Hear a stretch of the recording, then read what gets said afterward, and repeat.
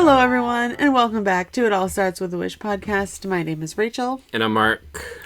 Much news coming out of Walt Disney World this week. There's always news coming out of Walt Disney World. Sure, but this week was the off year of D23, so usually instead of the big, huge conference-like thing that they normally do, in the off years they go to different parks around the world and they have kind of a smaller scale thing.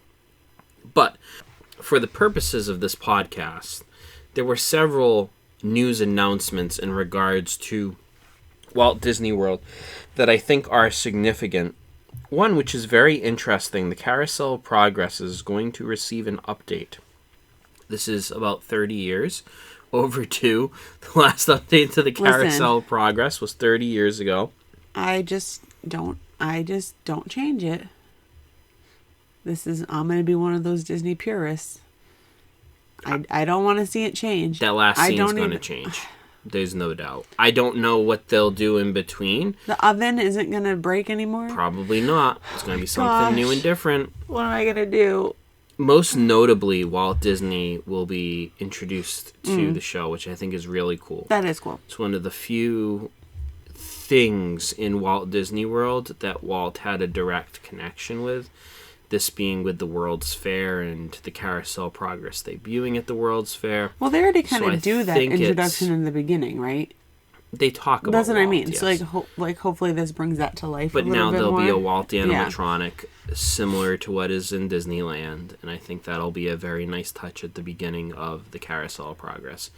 What happens to each one of the stage performances, unsure, but there will be an update, and almost certainly that last one will be updated, which is much needed. They talk about a car phone in that last scene being new technology. Listen. Like, come on. Listen. I'm listening. To know. I don't hear anything. I don't need to know. I know what new technologies are. I just still think it's kind of funny that it's not exactly what it is. Like happening right now, because I just think it's funny to realize how much further we've come. You know what I mean? I guess, but then they should have just left it with the last scene being the 60s as it originally was then. And I mean, I can tell you, I didn't really like that they kept updating it anyway, even with their outfits changing and their But Walt would have wanted it to be updated to show what new progress is coming in the future. So I know, but then I feel like this whole thing you have to change the dates, or you're gonna have to add in you're gonna add on all the other decades, or they'll just do what they did the last time they updated it and just change the last scene to be more appropriate for the future or the current, I guess. Yeah, the current American family. Anywho's, Cinderella Castle also going to be repainted back to its traditional colors. That one surprised me. I don't know if I love this one. I know a lot of Disney purists are not going to like this take, but I kind of like the pinky colors in the castle. I think it looks... I like it too. I don't really know why it has to change. I think it looks better the way it is than it did originally. Don't throw Rotten Tomatoes. I think it just stands out more in a good way against a blue sky. Yeah.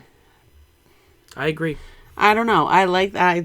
I didn't think they were going to change it when they took down the medallion, the 50 medallion. I really thought that this was just going to stay because it seemed pretty neutral. It always kind of goes with the theme. It just kind of, it was just updated and fresh. Mm-hmm. So now I feel like going backwards is just, I don't know, not necessary.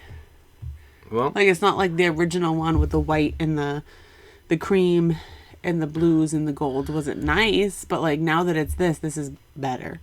So why would we go back to because people want it to go back to what it originally was. People want it to? There are the Disney purists out there who want it back to the original, very muted I've never heard colors. that. Oh, I just watched something on YouTube where someone was like, this is great, they're changing it back the way it should be.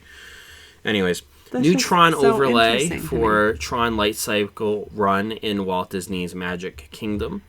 The outside coloring will be changed from those bluish colors to reds and oranges to better align with the newest Tron movie that is coming out soon. So, color changes, I didn't even know and some music Tron changes. Was a thing until I heard about this coaster. I'm not going to lie. Until this coaster was coming to Walt Disney World from Japan originally. They had the first one. I had no idea that this was even a movie or a thing. I still haven't seen any of the movies. Well, oops. Maybe it's getting a new overlay for the newest of the movies in that series. And notably, some interesting concept art and other updates on the animation courtyard coming to Hollywood Studios, which is going to be in the area where the Star Wars launch bay long time was. So some cool stuff happening there, more of a nod to the old MGM studios where you could actually watch animators like animating movies. So that should watch animators animate. That should be a pretty cool addition. Pretty excited about that to Hollywood Studios, and also some details about the concepts that they are going to use in the new Villains Land. So some updates. And Rock and Roller Coaster's Muppet outside area. Yeah. Concept art. Yeah, I don't know if that was D23 specific. No, I'm just saying, like, it came out. There's been a lot of updates happening over the last few weeks, and we just got a little bit more in D23. Nothing earth-shattering, nothing unexpected, really, but just kind of some... No, but... What? Did you hear... I need a fact checker on this, if you want to fact check me. But I believe it's Disneyland Paris is getting a new ride. And it is the first... It's a dark ride. And it is the first Lion King attraction. Yeah. Is it Paris? I believe that was announced last year's D23. Really? Yes. How did I miss that? Because I feel like that's big news. You don't or normally cool news. Cover things with I know, but international parks. Well, I don't know. It's resurfacing as really big news, so maybe just... I'm not the only one. See, now just people now are getting... like big word of it. I think that's pretty cool. I think that's been in the works, which also goes to now. One of our previous episodes of movies that deserve a ride. Honestly, sure. Finally, nope, it's getting one. It looks like it's going to be very similar to Splash Mountain. It's going to be a water ride. Still cool. Yeah. Just have to go to Disneyland Paris. I guess so. Eventually. Someday, maybe. Hey. I strung all of my watches together to make a belt. What a waste of time. Wow. Waste. That's a double. Get a waste of time. Yeah. It's clever. That's right. I'll give you that. That's right. Funny? You know what's not a waste of time? Clever. Labor Day. Okay, go ahead. As is a tradition on this podcast, when Labor Day comes around. Labor Day soapbox moment. Thank you, cast member folks. America was built upon the backs of working class people. The sweat of the brow of working class people. Mm-hmm. That's how America was built, folks. Okay? Hard work, ingenuity, the American working class. Not all these rich folk. No, that's not who built America. No, who did the work? Who built America? The American worker. And by gosh, by golly, happy Labor Day, everybody. It all works. And the same way in Walt Disney World, okay, folks? Mm-hmm. Your experience is built upon the labor of the cast members there. So thank you, cast member. Use the cast compliments on your My Disney experience. Leave them good reviews, especially when they make your visit extra magical. Because Walt Disney World would be nothing without the people who work there. How many people work there? A lot. A lot. And the cast members who make your stay magical. That's all. Preach. Mm-hmm. Oh, you want me to keep going? Oh. Oh, okay. Well, you said preach, so... No, I'm yawning. Don't keep going. No, I was just agreeing with you. Okay. What are we talking about today? So, something that comes up a lot for us, having a big family and going to Disney a lot with a big family, is how we travel with so many people and how we basically can plan everything and keep everybody together for the most part.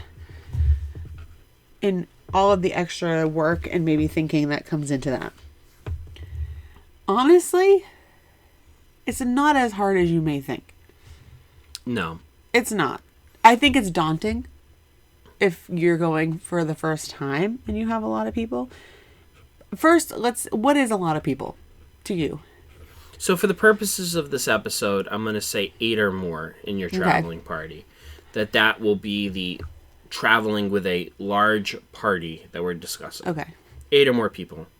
It is very uncommon, folks, that we will go on a Disney trip with fewer than 8 people. Almost all the time when we are traveling to Walt Disney World or a Disney location, we're traveling with more than that.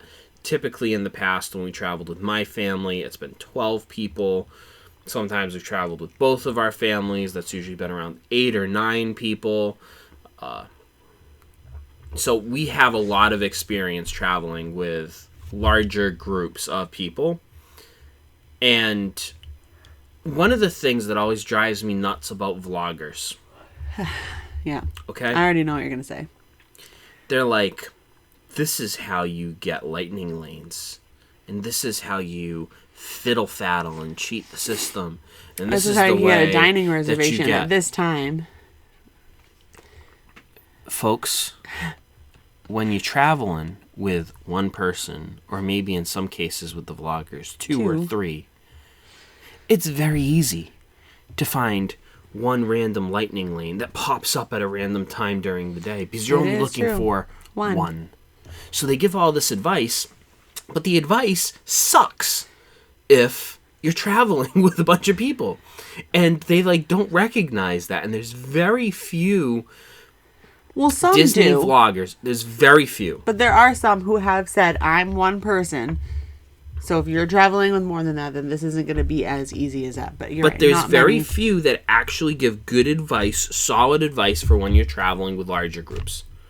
Yeah. Very few.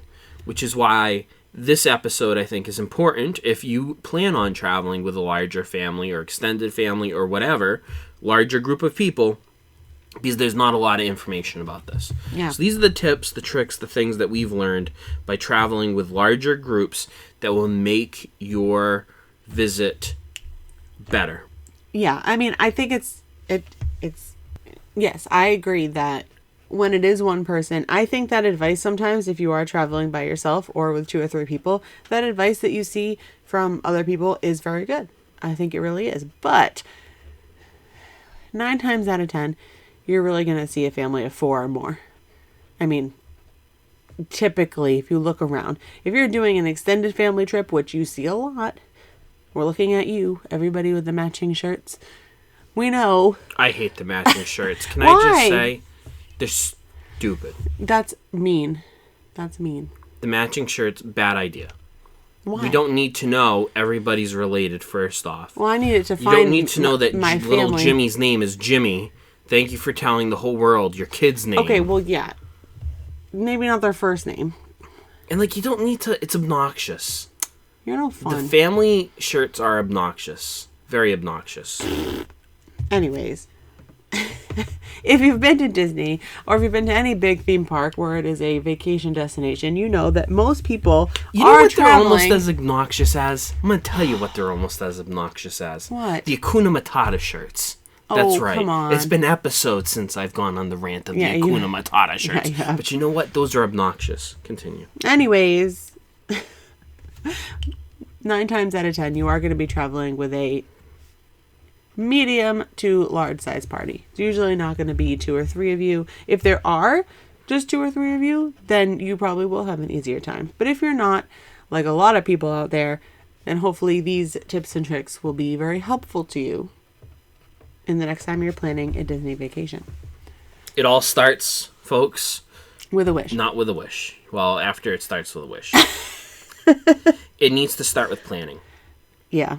I think when you travel with a group this large, we're always, if you listen to us and talk to us about, as you're getting ready for a Disney trip, what goes into having a successful Disney trip, planning is always the foundational bedrock to that. Yeah. You can get away with going on a trip, a couple's trip, just the two of you on a last-minute whim and kind of just wing it as you go. You are not going to be successful in your trip, and it's going to lead to a lot of heartburn and consternation and problems if you do not appropriately plan a trip with a lot of people. Yeah. A lot of people don't like the plan. If you're traveling with a large party, more than 8 or more, you need to plan. Yeah. Even more so. Where it starts is, have some movie nights, have some pizza nights, have some get-togethers with everybody who's going to travel. Get everybody in the same room. I'm not telling you need a PowerPoint presentation or you need whiteboards and you need to start drawing out which we've almost done sometimes, so all that stuff. But get together and really talk with everybody in your family or your friends group, or get everybody in the same room and chat about what everybody's priorities are. Right? So everybody's on the same page. Yeah. Some people may be traveling with younger kids, some may be traveling with older kids. You may have an intergenerational mix of folks. Maybe not. Maybe you're all very homogenous. Maybe it's a friends group of 8 or more people and you're all kind of on the same page. The same age. There's no kids or whatever. Yeah. Go over what everyone's priorities are. Yeah. Still go over it. Even if you think you're pretty much all the same. Just still talk about it. And see where those priorities match. Yeah. Right? Because the things that y'all want to do together are the things that you really want to think critically about on the trip. If you know everybody wants to ride Pirates of the Caribbean together, y'all want that experience together, prioritize that. If you know you want to dine at a certain restaurant together, prioritize that. You do not need, second tip, to do everything together, every minute of every day together with your large traveling party. If you try to do everything together down to the last minute, including bathroom breaks, I'm here to tell you, it's not going to work. Yeah, I think it can be really daunting when you're looking at this many people, this many personalities, this much planning, but if you are on the same page of what everybody wants to do all together, then it will be easier to fill in the gaps for people who are not going on a ride that everybody else is going on, or who is going to a different place for dinner, or not eating out that day or night. It will be a lot easier to fill in those gaps once you fill in the things that you're all doing together. So I think step 1 is find out who and when you are doing things all together. What groups of people, all or small groups. If not everybody in your group wants to do the Little Mermaid and all the princess stuff, that's fine. Find out the people who do want to do that and plan together so that way you can do it. And then the other group, if there's only one of you planning, you'll have to figure out what that other group is going to do. If the answer is nothing, then that's fine. Let them do whatever they want. You also have to know, tip number 3, or I think it goes along with number 2, of what you just said, you do not have to do everything together, and you're not going to make everybody happy. So if they don't want to do that thing, and they just want to people watch, or I don't know, they just want to do something else, that's fine. Let them do it, and then come back together when you can. But you got to prioritize the important things. Yeah. And I don't think when I say think and plan, I don't mean plan out every minute of every day. I've seen some people who literally have daily agendas that break it down by the minute or by the 10 minutes or the 30 minutes. Yeah. For the one anal retentive person in the group who is the lead person, you may have a grand old time with that strong personality who's anal retentive and needs to stick to the schedule. Everybody else in your traveling party is going to be, maybe not everyone, most other people in your group are going to be miserable. There's too many contingencies. There's too many things that can come up. And it's going to fall apart, and you're going to feel horrible. You're still on vacation. Yeah. You still need to have fun together and relax. This is still a vacation. That's why having those meeting points or those checkpoints of the priorities are so important. Correct. So you can still have your free time. People can still go their own ways, do their own thing, but you're coming together for all of these things. It gives you a framework. It gives you a skeleton of your vacation. That way there is some wiggle room, but there's also some things that are mandatory to go to. Right. Then once you have those things that you've prioritized as a group that you really want to do together, then start to build out that framework. Build out what is the plan for the day, where do we intend to go, how are we going to work together to meet the goals. So that way the things we know we want to do together, we're doing together. The things that we don't really care about doing together, or other people have different priorities, right? Establish those times. So everybody's on the same page of, hey, we all want to go to this restaurant, so we're going to try to get reservations at X time of day for this. After that, folks can split up and go whichever way they want. And if folks want to go the same way, great. If not, then so be it too. But you have to get that list like anything else, right? We've talked about this too with planning a trip, right? And being successful with going with a toddler or whatever. What are the top things? Literally list those things out. Prioritize those things and then let everything else, the filler stuff, fall into place around it. Once you formulated that plan, you do have to pick a place to stay.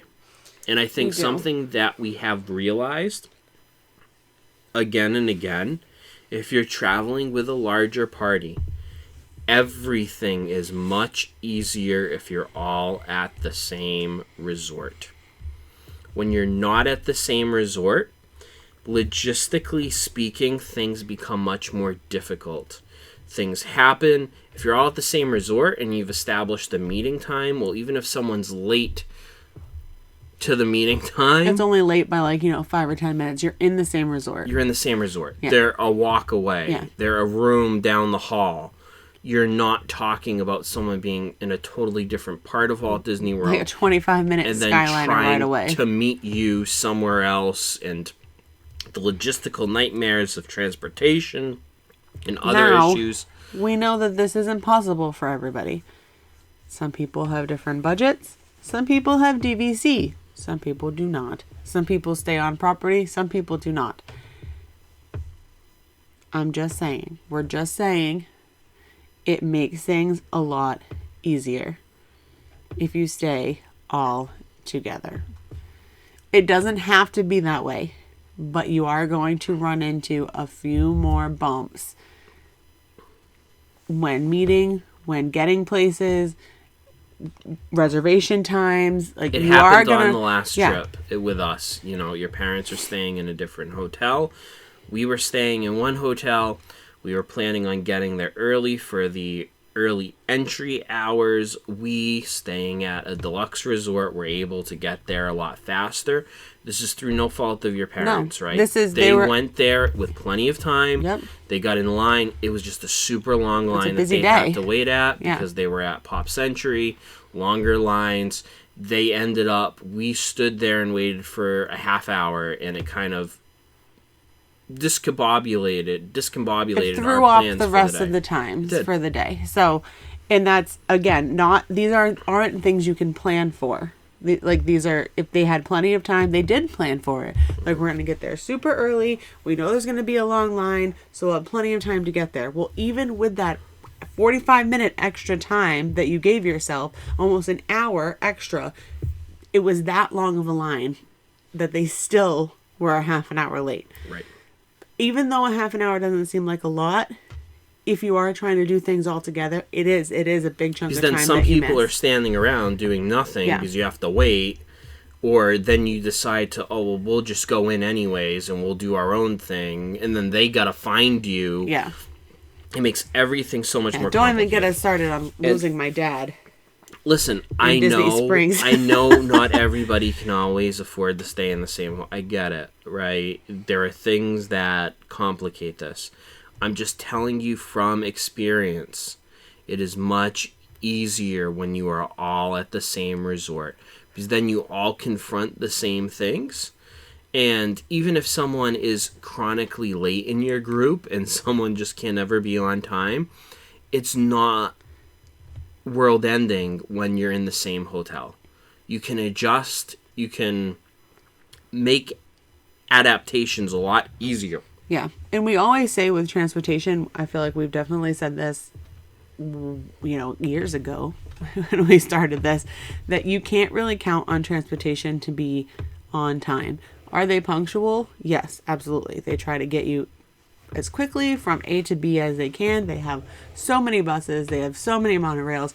They really are trying to get you there, but there are technical difficulties that you just never know. Weather is one of them. You're going on the Skyliner. You're like, oh, I'll meet you there at this time. Guess what? Boom, thunderstorm. Lightning happens. There's no Skyliner. Now what are you going to do? These are all things you got to plan for, which some you can't plan for. You didn't know that there was going to be a pop-up thunderstorm, but there you go. There's your hour or so that you lose because, you're but that doesn't have to be at different resorts. That could literally be traveling anywhere. So always keep in mind transportation. Give yourself plenty of time. So prioritize what you want to do together. Formulate that plan. Try to stay at the same resort hotel. The next thing I would say when you are planning things, we'll start with dining. Yeah. Because I think dining is a good thing to think about. Think critically about the restaurants that you are going to dine at. Some dining establishments lend themselves better to larger parties, where others don't. Great example. The last time that my entire family traveled together, there were 12 of us. We decided to make a dining reservation at Primetime, 50s Primetime Cafe in Hollywood Studios. Love that restaurant. Very cool restaurant. Very well themed.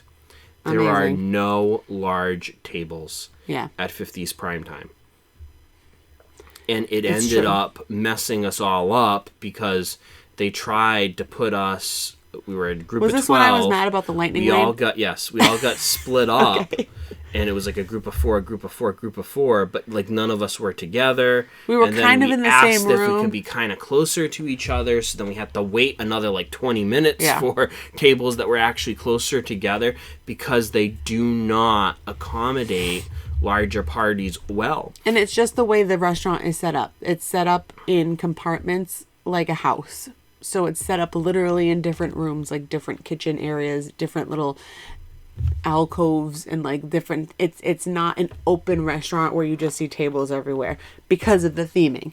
So it's literally nothing to do with the fact that they weren't trying to accommodate us. Mm-hmm. It's just that it's really hard to because of the way the restaurant is set up. Also in Hollywood Studios, Sci-Fi, another great example of this, right? It doesn't really lend itself...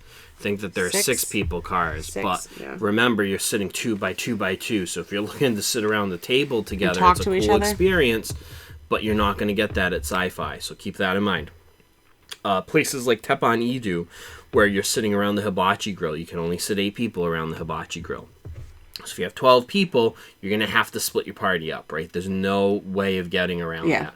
Whereas other restaurants can accommodate, literally have larger tables that can accommodate more people. I'm thinking of like Ohana has tables that I think can sit. We've sat all together before, 12 people at a table all one together. One big long table. 6 on one side, 6 on the other. Olivia's at Key West was really good with accommodating a larger group. Via Napoli's always good. There are certain restaurants that lend themselves better to accommodating larger groups. Yeah. So know that when you're trying to pick your dining options in places where you're going to eat, be selective and try not to make a dining reservation at one of those really specialized places that's maybe really cool. And it doesn't mean that you can't eat there, right? Maybe one of the smaller, if someone in the larger group really wants to eat at 50s, I'm not telling you not to eat there, but maybe that's not a place that you're all going to together. And if you're all going to go to together, just don't expect to sit know together. That you're going to be split up. Right. Which I guess is our next tip of knowing before you go with dining, they do their best to accommodate. They do their best.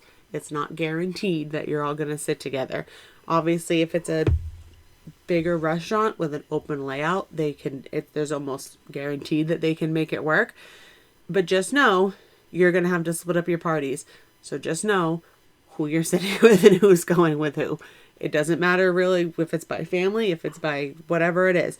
But just know that if you are going to get split up, just already have a plan in mind so that way you're not caught off guard and expecting to just always all be together. When you're making reservations, too, know that some restaurants will not allow you... This is a good segue into this, actually. Will not allow you to make reservations for, like, let's say 12 people. Yeah, you can't do it. But, however, that does not mean that you all can't sit together. Right. So if you're running into trouble getting a reservation for, let's say, a group size of like 12 or 14 people, what I suggest doing is split the party into smaller groups. We've done this many times. Mm-hmm. Literally, I have done this where I log into my account, and then I log into my mother's account. I make a reservation for 6 people at 4 o'clock. Put 6 of the party members under my name, and then I make another reservation for, let's say, like 4:05 at the same restaurant with the other 6 members. When you show up at the restaurant and you check in at the hostess stand, tell them that Mark and Rachel's group are the same. We're together. Party. Yeah. And guess what? They usually, as long as they can, and as long as there isn't something else, but almost every time that we've done this, they have been able to sit us all together as a group. So just because they're 2 separate reservations, right, as long as they're in that same window of time, you don't want to get one that's 4 and then one that's 5, right? That's not going to work. They're not going to sit you at the same time. But if you get 2 reservations that are within 5 or 10 15 minutes of each other, you usually can get everybody seated together. So don't let the fact that when you're making a reservation in the app, it tells you that there are no reservations available for 12 people. Don't let that stop you from trying to get reservations there. Just split the group up into smaller, 2 or 3 smaller parties, and then inform the hostess the day of when you show up that those 3 parties are together, and they can usually I cannot think of one time that we have done this, even in some cases with friends of ours that live down in Florida. Yeah. Like, we didn't even make reservations with the intention of this happening, but they had very similar reservations, and they've been able to make it work. Mm-hmm. Yeah, and don't think either that just because we're doing 8 or more, right? 8 isn't really that big. So even if you're looking up something for 8 people and nothing is coming up on availability, split it. There probably is something, but just not for a whole party of 8. So if you can split it 4 and 4, all of a sudden you search 4 people, reservation times pop up. Right. So you just can't do it for a big party. But so just know that when the numbers get higher, the availability may look like it's not available, or there's not enough times, or there's not a specific time that you want. Go back, split up the groups, and then try to get each individual group a reservation within that 15-minute window, and then you're golden. Right. Back on track. The thing to keep in mind when you are planning this and what I'm about to talk about with the lightning lanes, though, it is critical. I will repeat. Critical. It is critical that you have multiple people with My Disney Experience accounts logged in at the same time. Even if you're only one person doing everyone's lightning lanes. You want to... When I make dining reservations in lightning lanes, I literally will log in as myself on the laptop and try to do everything as myself. But when I run into problems like this, I have my mother's account logged in on my phone. Mm-hmm. So that way, if I do need to split a dining reservation, I can literally just do it myself, and I can do both at the same time on two different devices. There you go, that's the word.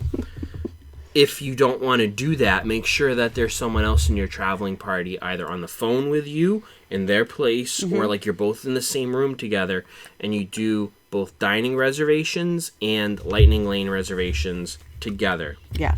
That way when you run into these problems, you're able to both split.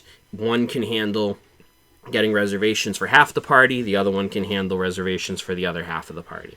So that is something that you need to think of in advance, though. You do not want to be the morning of when you can make your dining reservations or your lightning lane reservations scrambling because you don't have anybody else's login. That you need to think about the night before. Because you're going to be up really early and no one's going to answer you. Right, and you also need to think of the night before. Make sure, but hopefully before then, but make sure that all of your accounts are linked properly in the app. Yes. You have to go into the app and tell them that, especially if you're all staying in different rooms, you have to be friends with each other and you have to be sharing.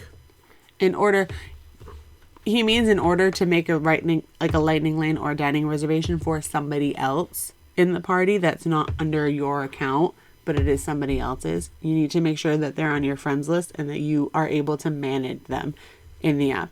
If you don't know how to do that, honestly, call Disney. They do this 24/7, 365. They will walk you through how to make sure you are linked properly, but very important to do. It's sometimes if you have a really big party like we're talking about, it's going to take you a while to do each individual person and family. So you don't want to do that when you're cutting into your lightning lane and dining reservation time of trying to book. Make sure that's all done well ahead of time, that we are not scrambling the day of. Yep. When you just want to be making these reservations to try to figure this other stuff out. Lightning lanes. Lightning lanes. Here we go. With lightning lanes, very similar to my advice with dining reservations. You may not be able to get lightning lanes for your entire party on one account all at one time. That's fine. Divide and conquer. It's okay. It's okay. Divide and conquer. And with lightning lanes, you almost have more liberty with it because as you have an overlap time of an hour. Isn't it an hour window? Well, you get an hour window. That's what I'm saying. But as long as you have an overlap of at least 5 minutes, or maybe not even, because they usually have the grace window of 15 or so minutes before and about 30 or so minutes after. Yeah. Like, as long as you're within that grace window. That's a really big grace window. So for example, what am I talking about? So let's say we want to get lightning lanes for Tiana's Bayou Adventure. Something I failed to do on the last trip. Yeah. Say you want to do that, and 12 people. We have 12 people. Well, I try to get lightning lane reservation for 12 7 days in advance because we're staying in a Walt Disney World Resort hotel for 12 all at once at 5 p.m. Not happening. Okay, so now we're going to reassess. Now I'm going to log into Rachel's account in this scenario, which is not true because Rachel and I have the same account. But for the simplicity of this, Rachel in this scenario has a different account than me. Yes. But we're friends. We're all shared together. We're good to go. I log into Rachel's account. I go for 6 lightning lane reservations for Tiana's at 5 o'clock. I get it. Gets it. Woo-hoo. Now I go on Rachel's account and I start searching for 6 at 5 o'clock. It's not going to give me 6 at 5 o'clock, but it is going to give me 6 at 5:45. That's okay. Bear in mind, hour windows here. That's okay. So mine is good from 5 to 6 p.m. Rachel's is good for 5:45 to 6:45 p.m. Well, now we know that we will all go to the ride at 5:45 p.m. And we can all get on with our lightning lanes. Yep. So as long as you have that overlap window, you're totally fine. The hour is really something. It really gives you a lot of wiggle room. Sometimes it's not even going to be that drastic of a difference. Sometimes you're going to get one at 5, and then it's like 5:15. Yep. Even better. Sometimes you get it at the exact same time. Sometimes it's the exact same time. You can do a party of 6 and a party of 6, both at 5. Even better. But just know sometimes you can get a whole party all at the same time. But for certain rides. Worst case, you have to split them up and you have to make it kind of tight, kind of close, and you have that 15-minute window where you can all get on together. You can still do it. Don't panic. Yep. And again, same advice. Make sure everybody is linked properly. make sure that if it is just one person getting all the lightning lanes, that they have multiple logins for multiple devices. And the multiple devices thing is important. Because if you're on your computer, they will not let you log into different windows. Accounts in different windows. Yeah, you can't do that. It'll keep logging you out, and like it'll keep log back in. So make sure you have multiple devices, multiple ways, whether it's iPads, cell phones, laptops, computers, whatever. Make sure you have multiple ways. If one person is doing it. Yeah. Multiple people are doing it, then each person has a device. Each person can be on their own device. I also find that's a lot. That it helps to do this on a computer or a laptop. Yeah. May just be my preference. I find it much easier to do this stuff when possible on a laptop. I will say, though, that the app has vastly improved. And it is becoming easier to use the app for certain things. Like, I think it's almost maybe easier and better to use the app for lightning lanes, not dining reservations. No, dining can get confusing. It's just because it's a more condensed version on your phone where you can see a lot more if you're on a desktop or a laptop, if you're on the actual website. So you can just see a little more clearly how many times are there for how many people on what date. There's a lot more to look at. Where the lightning lanes, it's just kind of like prompt you, and they're just going to kind of like filter down with their questions. How many people, what day, what time, and then it gives it to you, and then you can pick. Dining, I feel like, is a little more, they give you a lot all at once because they give you the times, every available time all at once. So that can be a little overwhelming, especially if it's like completely open.